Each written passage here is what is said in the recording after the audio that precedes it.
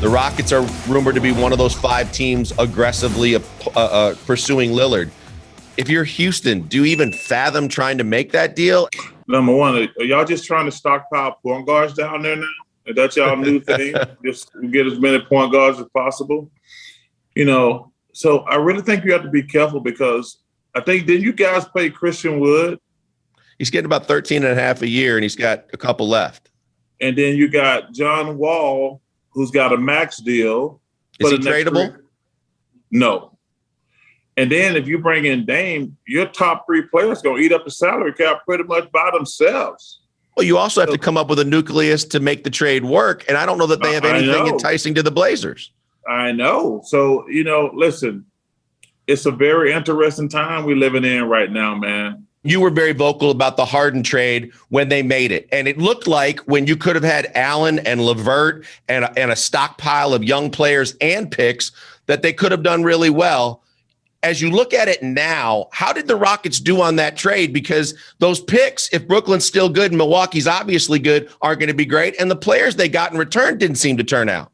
Well, that's one of the reasons I hate the super teams. When you have these super teams, you ruin franchises. James is a great, great player, but when you lose a superstar like James, it ruins your franchise. And the thing is, when they team up together, it just ruined many more franchises. And it's just really unfortunate. LeBron started the super team thing, and now it's just out of control. And I don't know if you can put the toothpaste back in the tube. I mean, that's just the way the NBA is now. You are one that has gone on record and maybe even switch gears a little bit to say James Harden is maybe the best offensive player you've ever seen. But is his legacy tarnished a little bit now? He still hasn't won one. He forced his trade to get to a super team that didn't win. Is the scrutiny higher or lower? Is there some shine kind of taken off Harden the way he forced his way out of Houston? Of course, and I think he's admitted that though. It's really but I think also even if they win, there's some shine off. I mean, because there's some shine off of KD for joining the Warriors. Listen, old guys like myself are always going to be resentful of super teams. If somebody had told me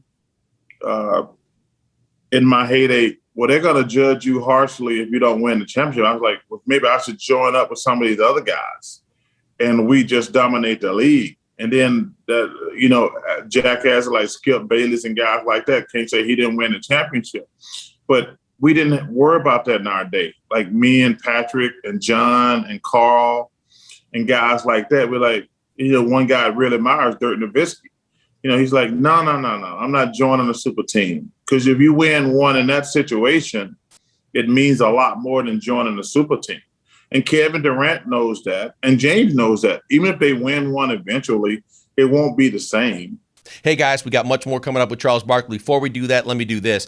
If you need anything done with your roof or home repairs or a fence in your yard, there's only one place to call. It's Fitz Roofing. FITZroofing.com, or better yet, call them 832-521-3001. It's a free, no-obligation inspection. It costs you nothing. They come to you. They tell you what they can do. You want them to come back? Just reach back out, make the appointment. They're going to take care of you before, during, and after the sale. It's Fitz Roofing, making a difference one home at a time.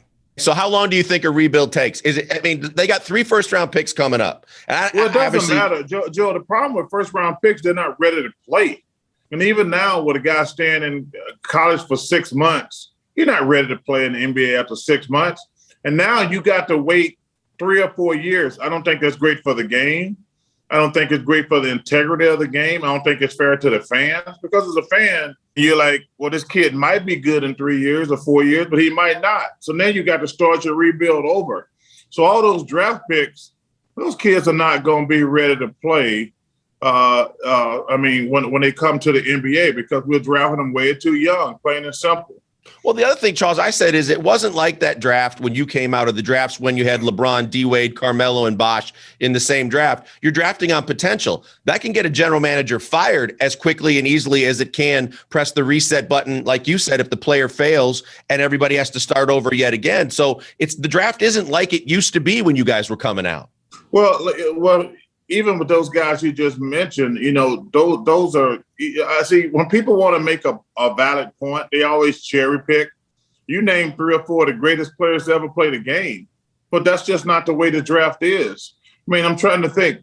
Let's just look at the draft last year. LaMelo won Rookie of the Year, well deserved.